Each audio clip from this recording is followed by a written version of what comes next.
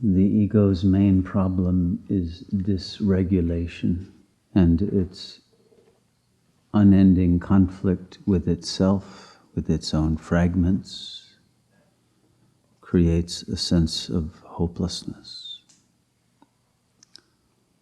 And this in turn is the great blessing, because it brings the realization that one must shift the locus of consciousness from the ego to the real self. It becomes obvious that the ego's unreality is its problem. Its lack of being causes it to identify with outside, external objects, external to the mind, even though it is still part of consciousness. But it is those objects of desire and fear, then, that create a temporary sense of being, of identity, of value, of charge, because one becomes charged by the desire of the other. One becomes charged by momentary experiences of jouissance. But these also produce a discharge, and the discharge depletes, deflates, and decompensates, and causes the ego's emotional instability. Because the ego's whole psychic economy is based upon discharge, it becomes allergic to charge. Because as soon as the consciousness is charged, as soon as its batteries are full, as soon as there is real power that does not need to be discharged, that can be retained and augmented, the ego becomes unnecessary. It loses its validity. It loses its function. It loses any place in the psychic economy.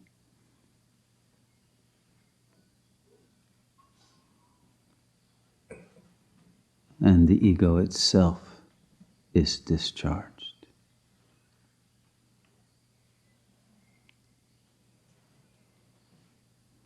Once it becomes clear that real power belongs to the unmanifest, not to the manifest, to the unborn, the uncreated self,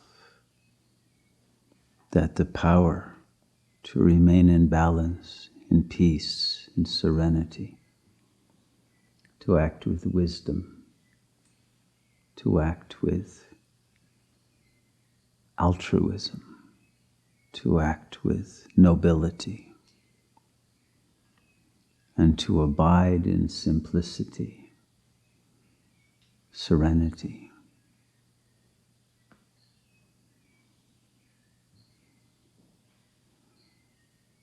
And in the greatness that comes of merging consciousness into the supreme presence.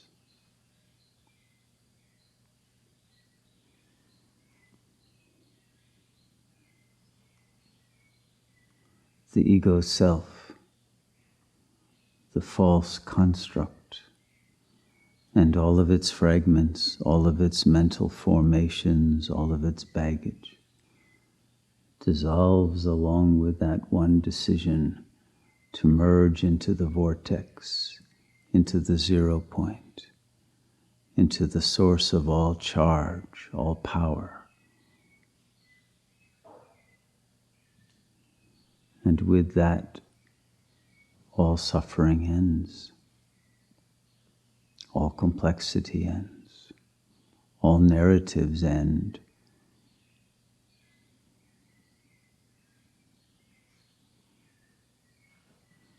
But the rich silence of the purity of presence that is eternal and unending reveals itself, and all of the emergent properties of the self, even though it is without qualities, its reflection in its emergence into the world, into the hologram, into time and space as pure awareness and presence, comes with full empowerment.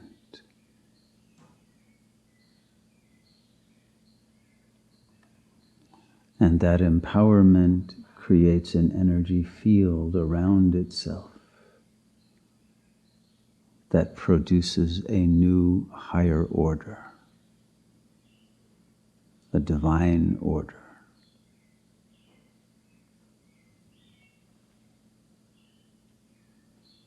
And it is that divine order, then, that the absolute center holds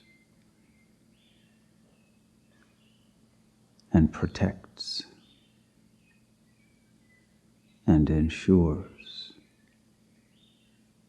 that its revolutions around itself will produce ever greater goodness and harmony and beauty and joy.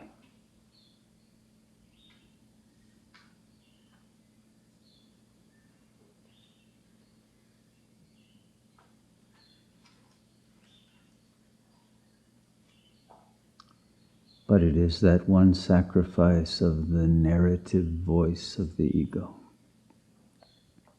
that is essential.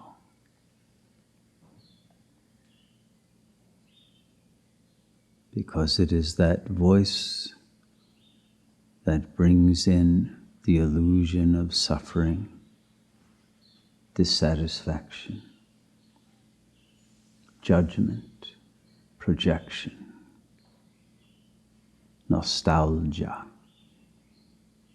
because it cannot remain in the present, and it shoots out into the future or the past, because it must discharge the energy that is too much for it to handle.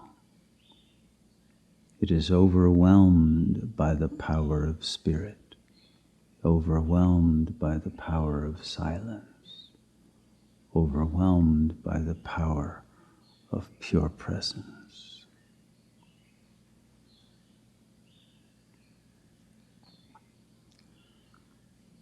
And so it is only through disidentification from the ego that the presence itself can reel in the ego and bring it into its core and dissolve it in that peace that passeth its own understanding. It must take control of the out-of-control ego, which can only happen through surrender, through complete giving of one's heart to that supreme power that is one's real heart.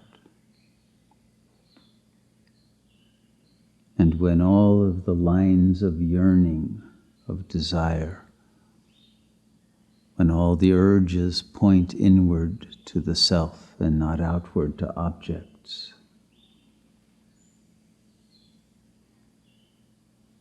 when those lines of force converge upon the center point, then liberation is near.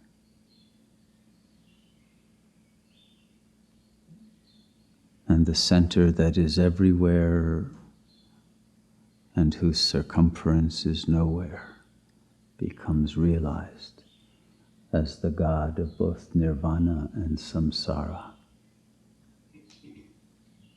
the power that brings harmony and peace to every realm of consciousness and unifies all as a single whole.